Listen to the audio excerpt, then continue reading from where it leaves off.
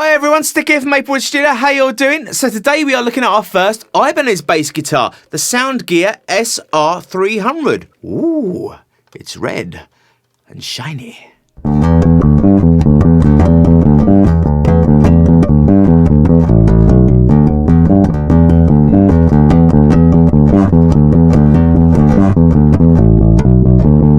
So, after many requests, I've managed to get my hands on an Ibanez Soundgear bass guitar for you guys. This is the SR300. It's a very affordable model, sitting probably at the bottom price point for their Ibanez range. However, they're not skimping on build quality and basically functionality. Everything it's equipped with and on offer here is excellent. This makes it a very, very flexible bass guitar. As you can probably see already, and I'll just point it out on this camera down here, we've got a very thin body. It's a nice Agathis body, nice and light, lovely contours, making it perfectly suitable for playing sitting down.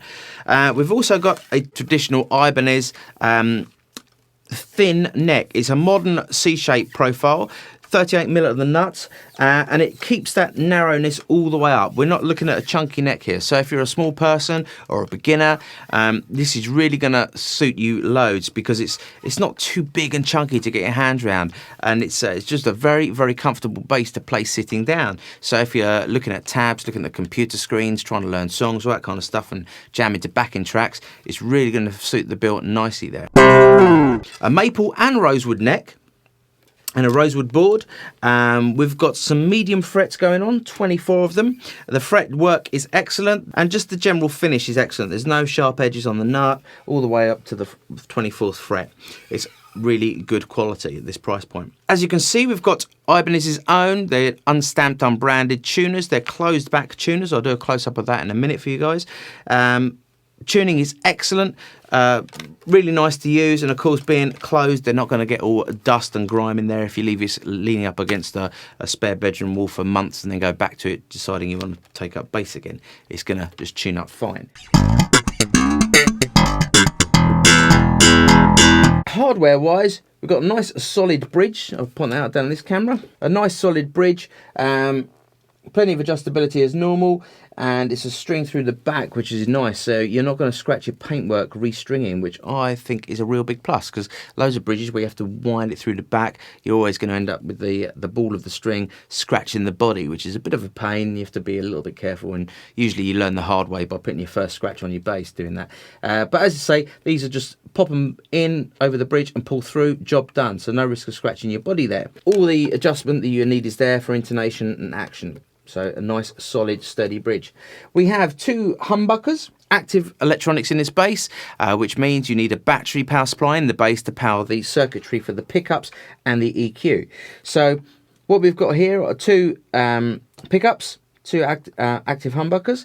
We've got a pan pot here at the back, so you can sweep forward, which I'm on at the moment, for your typical kind of P bass position, or in the middle for your typical jazz, and on the back pickup for that sort of real back near the bridge jazz sound. So you've got plenty of tonal variation on here. The front knob is a volume, then these three smaller knobs are your active electronics, the EQ, and this is backwards compared, well, from my experience, backwards compared to most active EQs, with the bass boost being at the front, which I guess, I don't know if it's a right or wrong position for it. Out of habit, I was like, ooh, that's a bit odd, but you kind of get used to it, and after a while it's just second nature.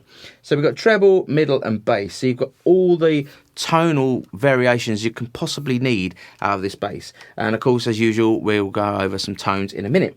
My only negative, and this is the first bass in fairness that I've looked at with a jack socket in this position. I'll try and get that on that camera down there. My only negative is the finish in the jack socket is a little bit patchy. It's it could be better, but again, we're talking sub £300 bass here. So if you're in America, sub probably $450.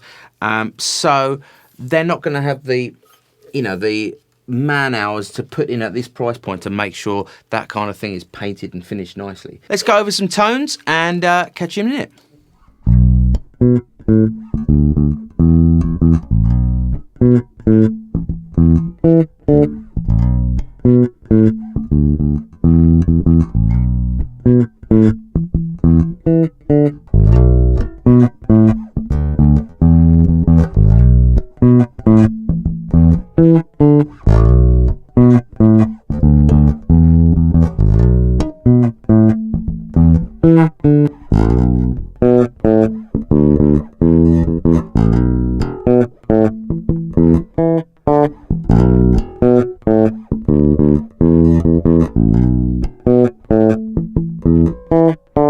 Okay, so to demonstrate the EQ section, I'm going to use both pickups. So this knob's in the center position, as you've got a little flavour of what the neck pickup can offer and what the bridge pickup can offer. And I'm just going to boost and cut maximum frequencies or maximum amount on each of the EQ settings, just so you can get a flavour of what's on offer on the EQ stage. So have a listen to this.